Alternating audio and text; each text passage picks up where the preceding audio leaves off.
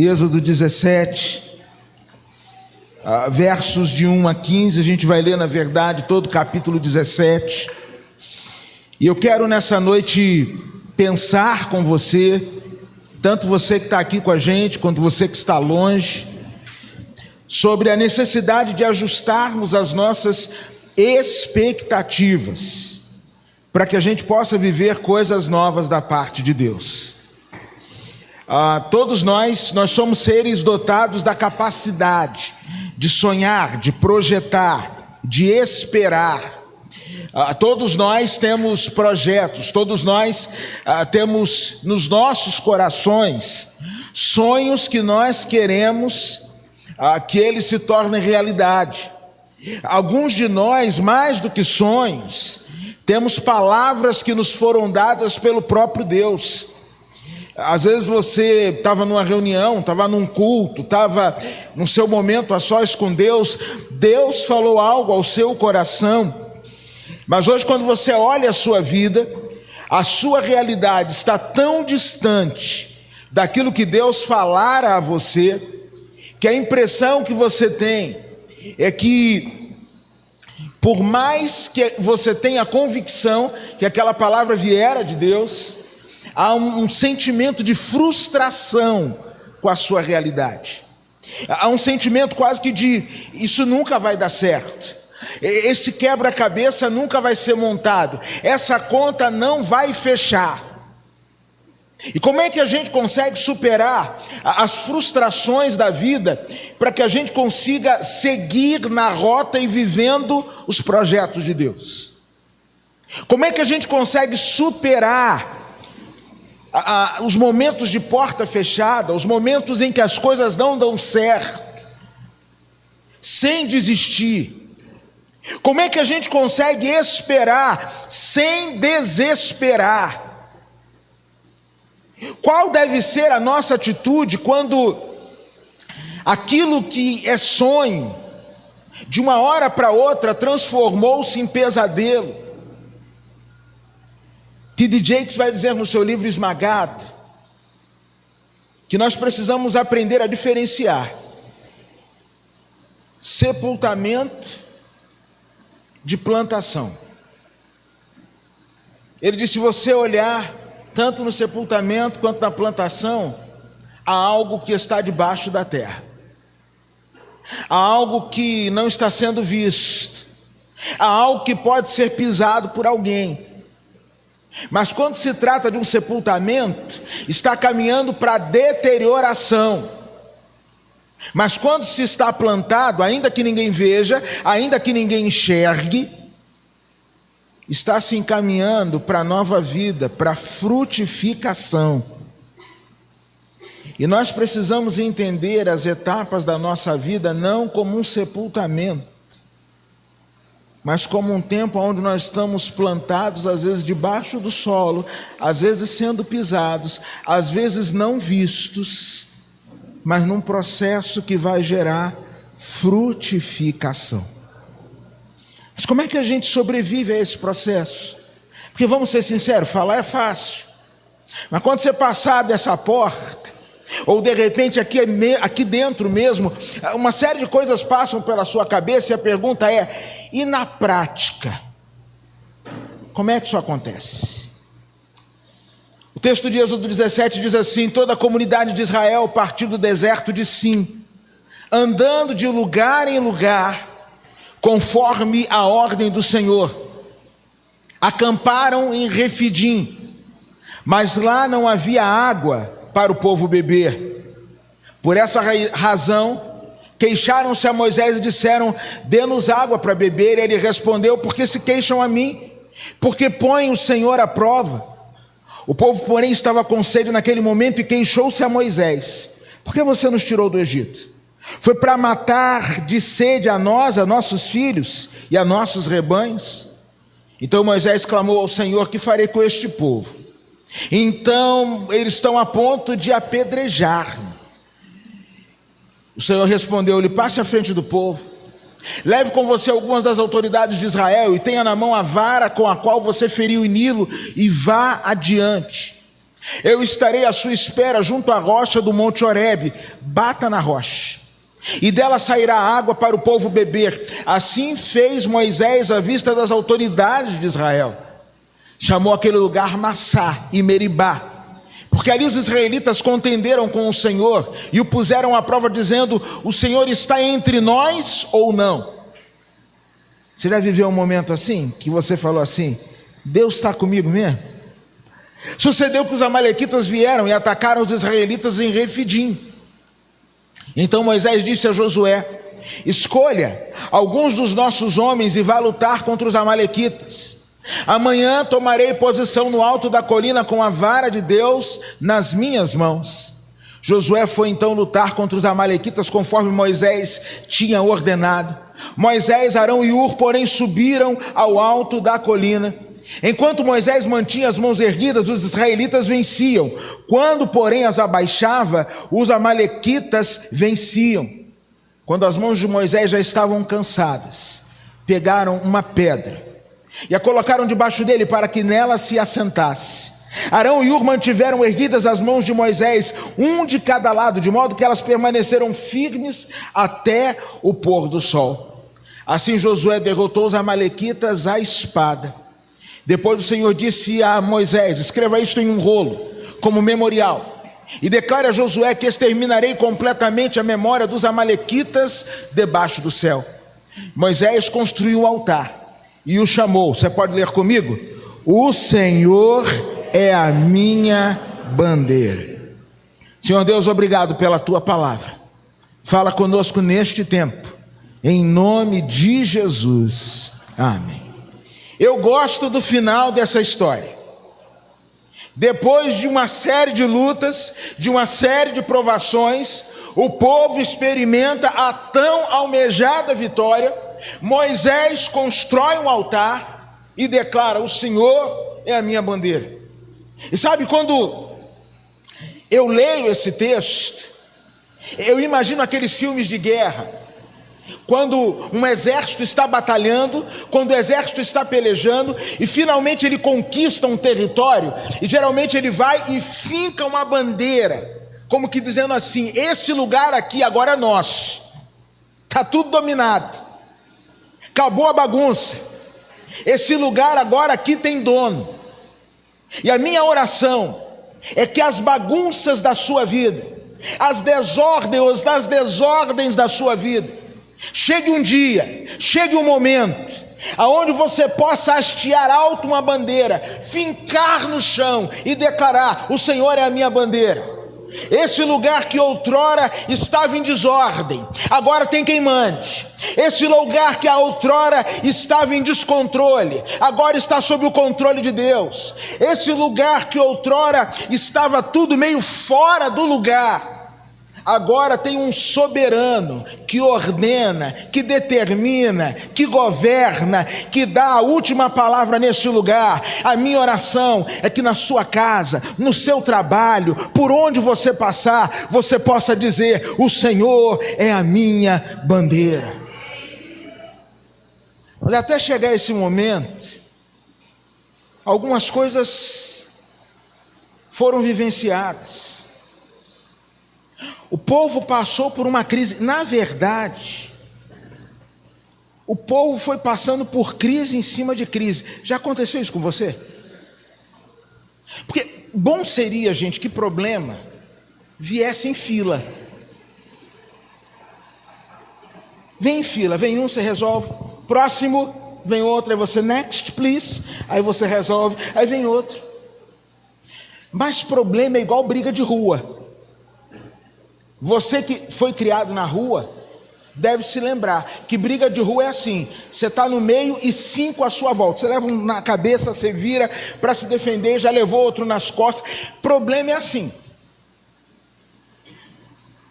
Alguém já disse que desgraça pouca é bobagem. Problema pouco é bobagem. Nós estamos no capítulo 17, mas no capítulo 14 o povo estava num beco sem saída, diante do mar, do lado montanha, e na frente o mar, do lado montanha e atrás o exército de Faraó. No capítulo 15, O texto vai nos dizer que o povo passa por outra dificuldade. No capítulo 15, o texto vai falar que depois deles caminharem pelo deserto, eles chegam no lugar onde tem água, só que a água é amarga. No capítulo 16, o povo está com fome no deserto. No capítulo 17, mais uma vez eles estão sem água. E ficar sem água, para eles era uma questão de vida ou morte. Você precisa imaginar que a gente está falando de um povo que está saindo da África, no Egito, caminhando para o Oriente Médio. Você acha que faz calor em Maceió? A gente está falando do sol escaldante do deserto. Ficar sem água ali era praticamente carregar sobre si uma sentença de morte. E existem momentos em que nós estamos carregando sobre nós quase que uma sentença de morte. É um problema atrás do outro, é um problema atrás do outro. Você resolve um, aparece outro.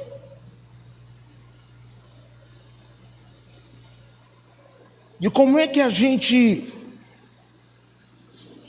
enfrenta esse tempo de um problema atrás do outro, até chegar ao momento em que a gente pode declarar que o Senhor é a nossa bandeira? Bem, a primeira coisa que a gente faz é que a gente precisa entender que Deus, no capítulo 17, quando eles lutam com os amalequitas, e além do problema da água, agora eles estão lutando com os amalequitas. Quem eram os amalequitas? Os amalequitas, Amaleque era neto de Isaú. Isaú era irmão de Jacó. Logo, os amalequitas eram sobrinhos de Jacó. O problema deles não estava fora da família, estava dentro de casa. Além da falta d'água, olha outro problema que eles estavam enfrentando. As pessoas que supostamente deveriam dar o suporte para eles avançarem, agora estão puxando para baixo. O ambiente que deveria ser ambiente de segurança, paz, que é o ambiente da família, agora era ambiente de ameaça. Então faltava água, faltava paz com os familiares e um sentimento de frustração, porque eles pararam para acampar. O texto que nós lemos vai dizer que todo lugar que eles iam obedecendo a ordem do Senhor, e eles pararam para acampar obedecendo a voz do Senhor. Acampar, a gente pensa que eles iam ter um tempo de renovar as forças, recarregar as energias, sabe, a tal das férias. Você fala assim, nossa, férias, eu vou descansar. Você só não descansa se as suas férias baterem junto com as férias dos seus filhos em idade escolar. Aí dá ruim, irmão. Mas eles foram acampar. E no meio do acampamento, eles enfrentam um ataque. Como vencer isso? Bem, a gente consegue vencer isso praticando alguns princípios que eu quero, de maneira muito objetiva, compartilhar com você. A primeira delas é que nós precisamos lembrar que foi assim na vida deles e é assim na nossa vida. Deus sempre envia água antes dos amalequitas chegarem. Pastor, não estou entendendo. Deixa eu explicar para você. Quando eles chegaram em Refidim, não tinha água. Moisés pega a vara de Deus, toca na rocha e sai a água. Versículos depois, os amalequitas vêm guerrear. Sabe o que Deus estava dizendo para eles? Que Ele sempre nos dá um tempo de refrigério. Ele sempre nos dá um alívio. Ou os alívios de Deus precedem os tempos de conflito. Só que às vezes, Nós estamos tão focados nos conflitos que nós não percebemos os alívios. Eu disse para vocês que no capítulo 14 eles estavam cercados de frente para o mar. É verdade, mas o mar se abriu. No capítulo 15 a água era amarga. É verdade, mas Deus transformou a água amarga em água doce. No capítulo 16 eles não tinham o que comer. É verdade, mas Deus mandou o maná. No capítulo 17, antes dos amalequitas chegarem, Deus providenciou água. Você consegue perceber o que Deus tem feito por você nos dias bons, antes que venham os dias maus? Porque deixa eu falar uma coisa para você aqui, não se iluda. Esse ano eu espero que seja o melhor ano da sua vida. Espero de verdade. Espero que seja o meu melhor ano de vida também. Não é só para vocês não. Tem gente que fala assim, tudo de bom para vocês. Para mim também. Até porque eu acho que eu mereço. Que eu acho que eu sou uma pessoa sensacional. Eu acho, irmãos. Desde quando eu encontro uma pessoa, uma vez uma pessoa falou comigo assim, Terço, o que aconteceu? Fui num lugar, o povo estava falando mal de você.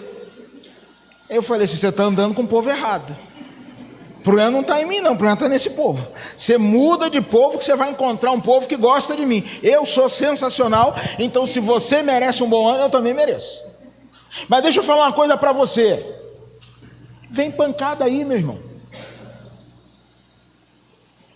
E nós precisamos valorizar os alívios, a água que Deus nos dá, antes dos amalequitas chegarem.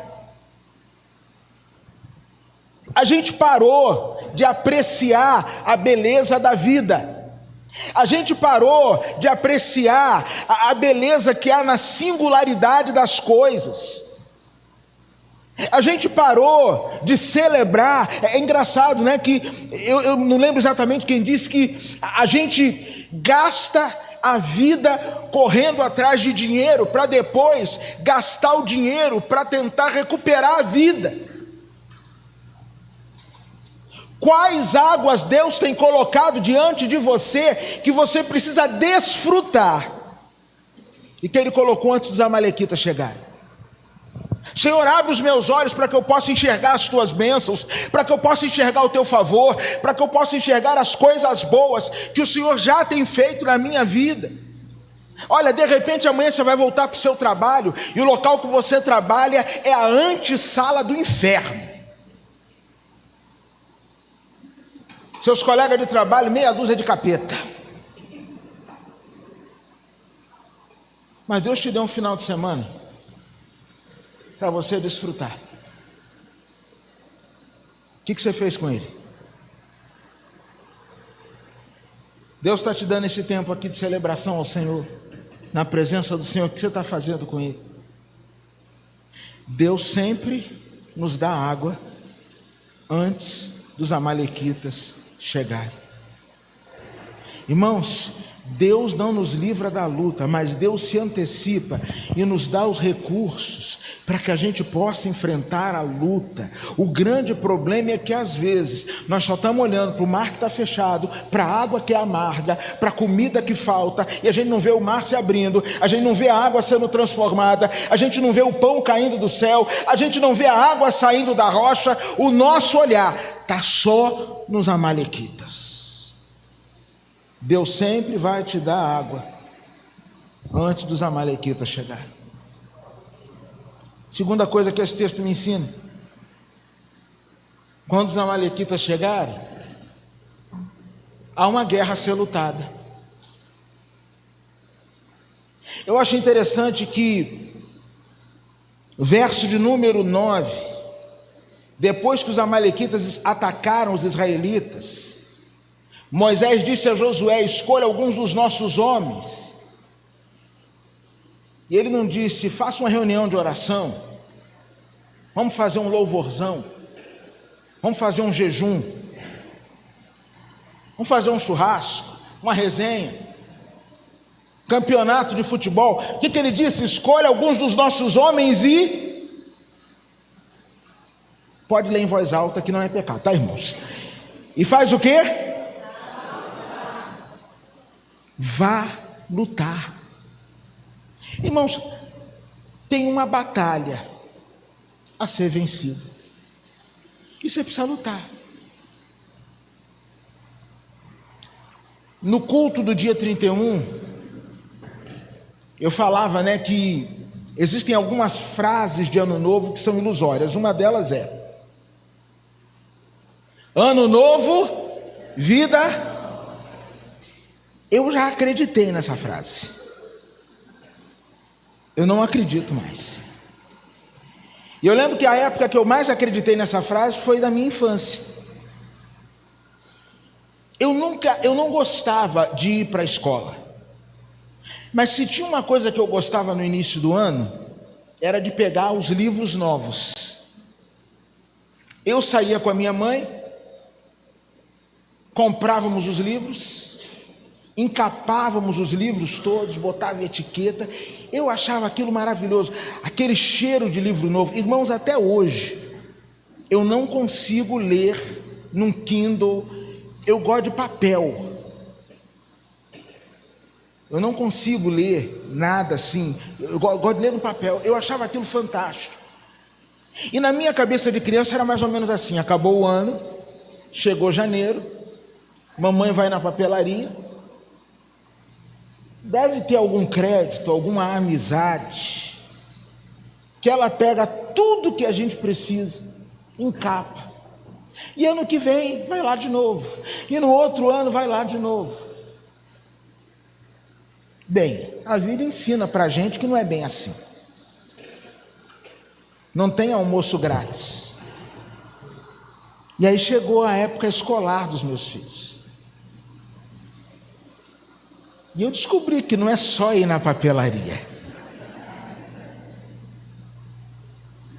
Que não é só, irmão, eu vou ser sincero, quando chega outubro, que eu começo a lembrar que tem matrícula, desculpa atrapalhar a sua noite, que se a minha noite está atrapalhada, eu vou atrapalhar a sua também. Quando eu lembro que tem matrícula, quando eu lembro que tem uniforme, esses meninos não param de crescer. Caleb Nedes falou comigo assim: pai, eu estou calçando 41. Eu falei: meu filho, você tem 12 anos. Eu vou comprar uma bandagem, vou amarrar seu pé, tá, já deu. Você vai chegar no máximo a 44, que é quanto eu calço, para poder usar os meus sapatos. Eu comecei a descobrir que chega janeiro, é uniforme, é livre. Aquela capa que eu gostava tanto também não é de graça.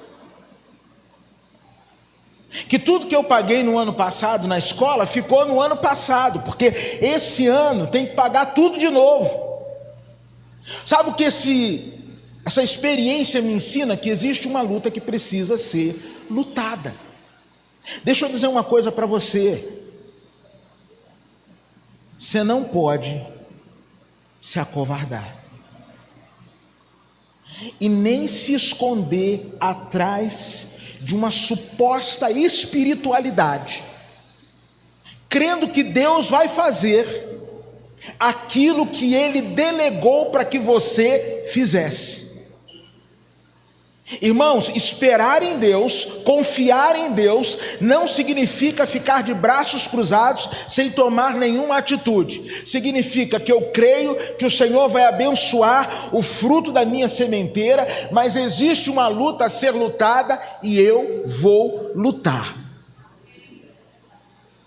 Eu estava há anos atrás no centro do Rio, aquela multidão, aquela muvuca no centro do Rio. Vem um camarada com papel na mão, desviou do primeiro, desviou do segundo, desviou do terceiro, chegou pertinho de mim, no meio assim de 500 pessoas, me entregou um papel e falou: é para você. Eu falei: nossa, parecia um negócio profético. Crente às vezes é meio supersticioso, a gente fala que não é, mas é. Os crentes são engraçados. Aí na hora eu senti até um arrepio, porque tem gente que, quando é de Deus, arrepia. Para mim, oh Deus, o que o Senhor quer falar comigo? Oh, aleluia. Quando eu abri o papel, estava escrito assim: emagreça sem fazer esforço. Realmente era para mim.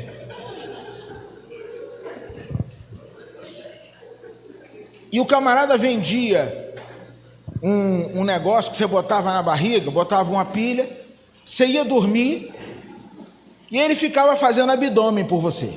Você ia dormindo e o abdômen lá. 3 meses, e se a pilha fosse boa, você estava com 6, sabe aqueles 6 pacotes? Entendeu? Você podia ir sem camisa até pro shopping, todo dividido aqui, todo dormindo. Irmãos, o negócio não funciona não.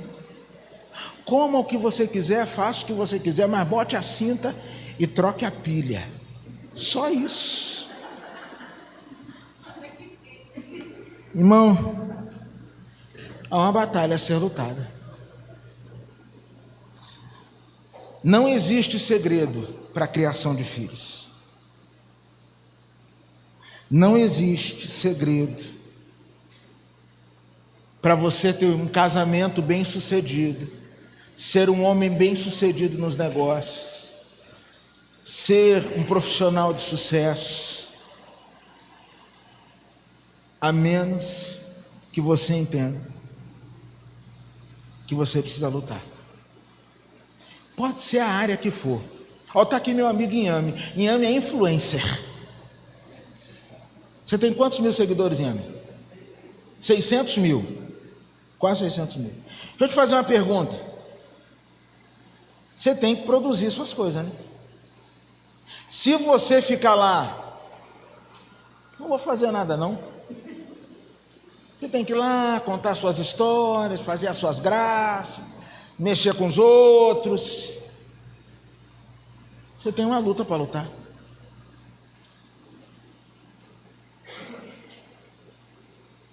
Está ali, ó.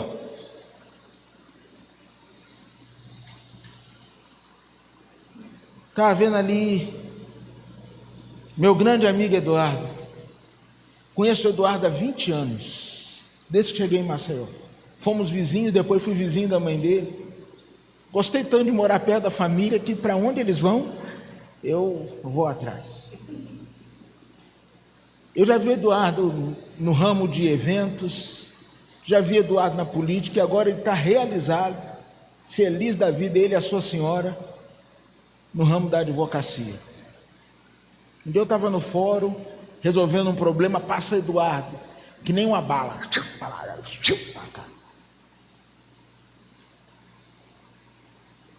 Uma luta a lutar. Ali o pastor Elton, todo poderoso, dono da UFAL, proprietário. Ninguém entra, ninguém passa na porta da UFAL sem pedir autorização a ele. É o doutor da coisa toda lá, irmãos. É o homem da ciência. A pessoa, para ter formação em física, não é boa da cabeça, com todo respeito. Aí o cara faz mestrado e doutorado, é CAPES.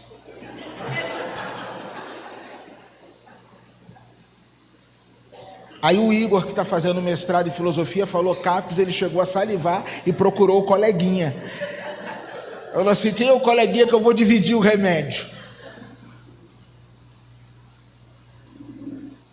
A gente acha bacana, eu estava falando com o Igor, ele falou, não, agora eu estou num grupo de estudo do Pondé. Cara, Pondé é um dos maiores pensadores brasileiros da atualidade.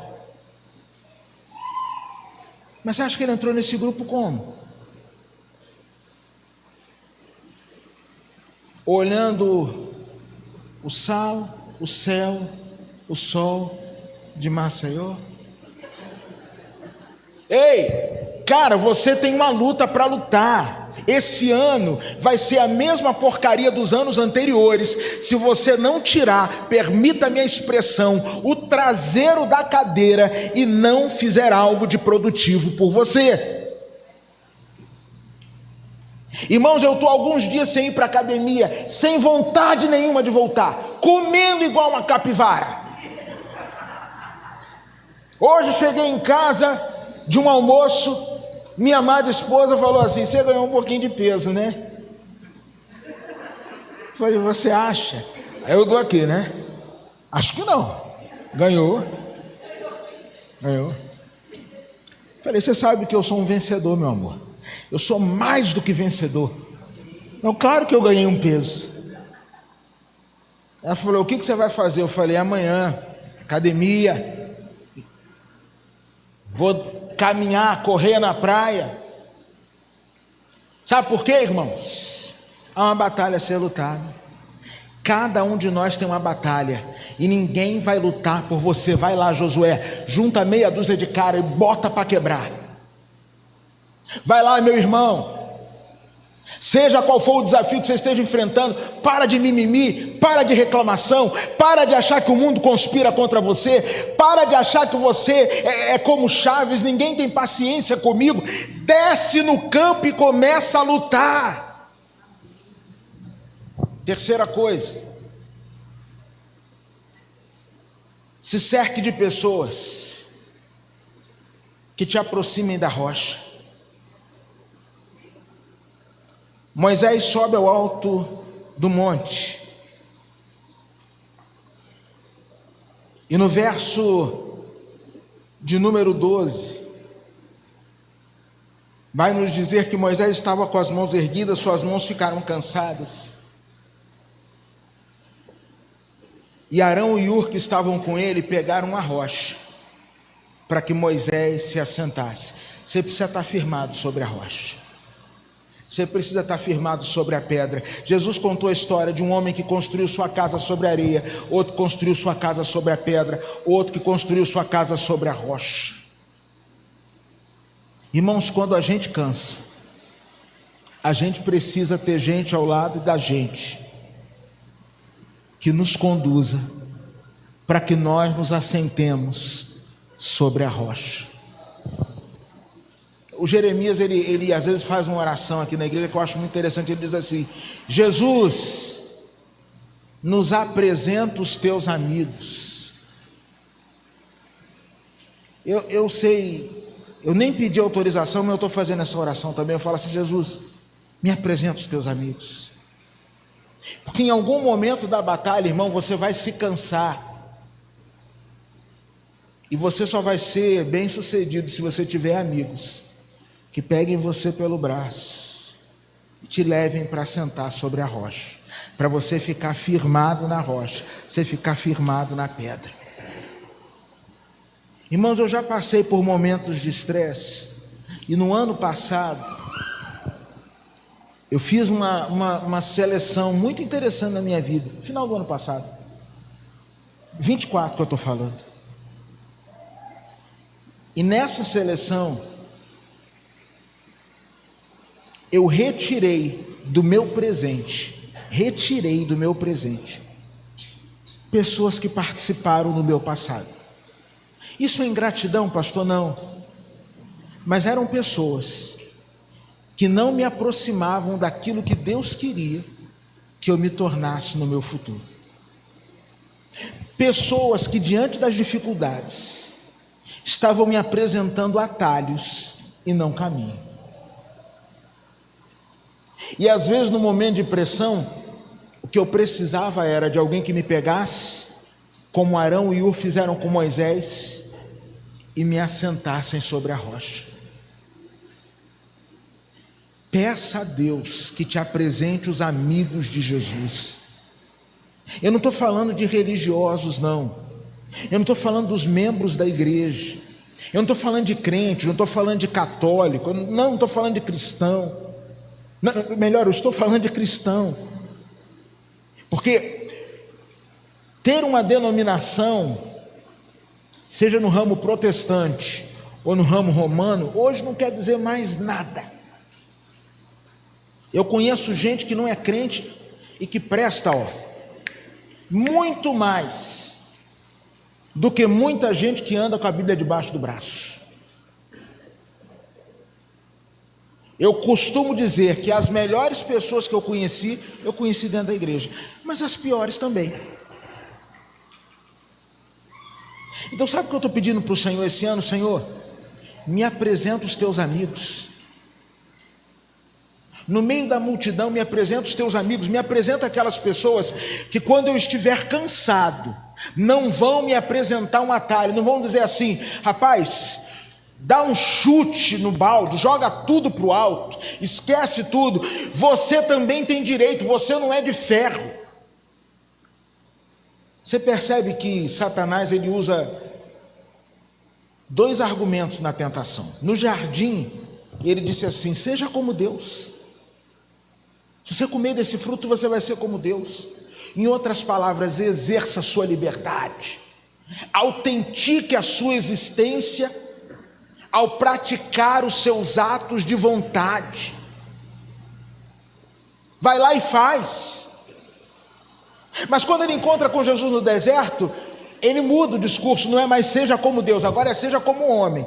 Você não está com fome? Transforma pedra em pão. Cara, mata a sua fome. E o tempo todo a gente vive nessa balança da liberdade sem responsabilidade. Só se vive uma vez, então por que não? Seja como Deus. Não se culpe, você não é perfeito, você é só um homem. É o mesmo argumento do inimigo ao longo dos milênios. E você só vence essa argumentação, irmão, se você tiver gente, segure você no braço e diga assim: tu não vai fazer essa besteira não, senta aqui na rocha, fica firmado na rocha. Você está doido, é?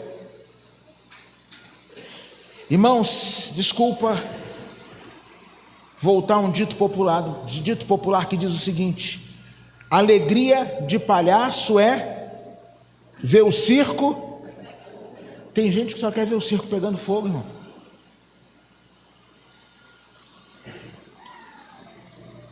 Ore ao Senhor todos os dias, diz: Senhor, me apresente os amigos de Jesus. Eu não quero estar mal e me juntar com gente que vai fazer eu ficar pior. Eu não quero estar amargurado e me juntar com gente que vai tacar lenha na fogueira. Eu não quero estar desanimado na minha caminhada cristã, na minha caminhada com a minha igreja, e encontrar gente que ainda vai adicionar a minha frustração. Mas deixa eu concluir. Enfrente as suas batalhas, sempre, trazendo sinais sobrenaturais de Deus para as realidades naturais da sua vida. Preste atenção, capítulo 17, verso de número 5, verso de número 6, é 5 mesmo, irmãos. 17:5. O Senhor diz assim: o povo está reclamando que não tinha água e queria apedrejar Moisés. O Senhor leve com você algumas autoridades de Israel e tenha na mão a vara com a qual você feriu o Nilo, e vá adiante. Você continua lendo, verso de número 9, mais uma vez, há uma citação nesse mesmo capítulo sobre a vara, e aqui ela é apresentada como a vara de Deus. No verso, ou melhor, você vai perceber que tanto no tempo de sequidão, quanto no tempo do combate, Moisés trouxe para as realidades naturais os sinais e os recursos das suas experiências sobrenaturais. Você lembra da história da vara? Quando o Senhor encontrou-se com Moisés, o Senhor perguntou para ele assim: o que você tem nas suas mãos? Ele disse: uma vara. Joga no chão. E você sabe de todos os milagres que aconteceram com aquela vara. Você sabe que foi aquela vara que feriu o Egito, foi quando ele levantou aquela vara que o mar se abriu. Aquela vara era símbolo, como de um cetro real, de uma autoridade majestática, de uma autoridade soberana. Era um símbolo da ação de Deus. Irmãos, nós precisamos trazer para os nossos combates naturais símbolos, marcas das nossas realidades espirituais. Você lembra das noites escuras em que Deus falou com você? Você se lembra quando você estava quase jogando tudo para o alto e Deus agiu em seu favor? Entre o tempo de sequidão e o fincar a bandeira no chão, dizendo assim: a vitória do Senhor. Esse processo vai demandar de você. Vai demandar de você trazer para o natural as marcas do sobrenatural.